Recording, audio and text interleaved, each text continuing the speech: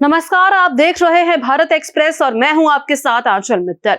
इस समय भारत दुनिया भर में ऑपरेशन सिंदूर को लेकर काफी सक्रिय है।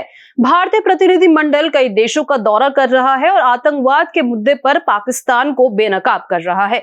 जहां एक ओर भारत वैश्विक मंचों पर पाकिस्तान द्वारा आतंकवाद को बढ़ावा देने के खिलाफ आवाज उठा रहा है, वहीं दूसरी ओर पाकिस्तान खुद अपने देश की भीतरी समस्याओं से जूझ रहा है।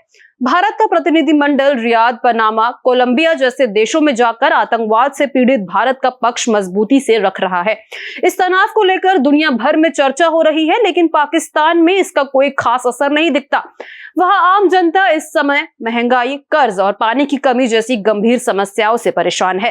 पाकिस्तान में फिलहाल चर्चा का सबसे बड़ा मुद्दा महंगाई है। जैसे जैसे ईद उल अजहा यानी बकरीद नजदीक आ रही है, प्याज, लहसुन और चिकन जैसे जरूरी सामानों की कीमतें आसमान छूने लगी है। इससे आम जनता और ज्यादा परेशान हो गई है। इसी को लेकर पाकिस्तान के पंजाब प्रांत की मुख्यमंत्री मरियम नवाज सक्रिय हो गई है।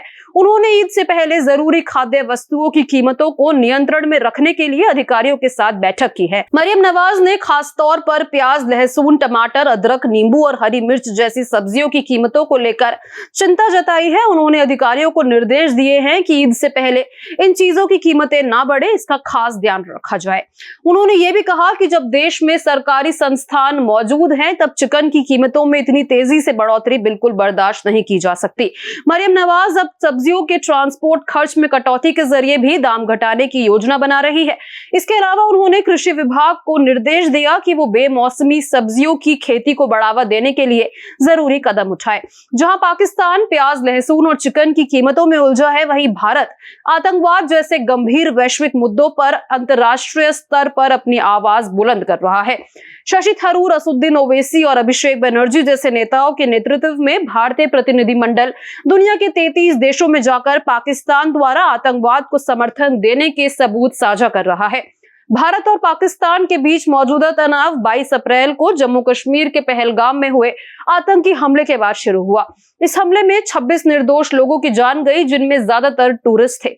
इस हमले के बाद भारत ने 6 से 7 मई की रात ऑपरेशन सिंदूर चलाया।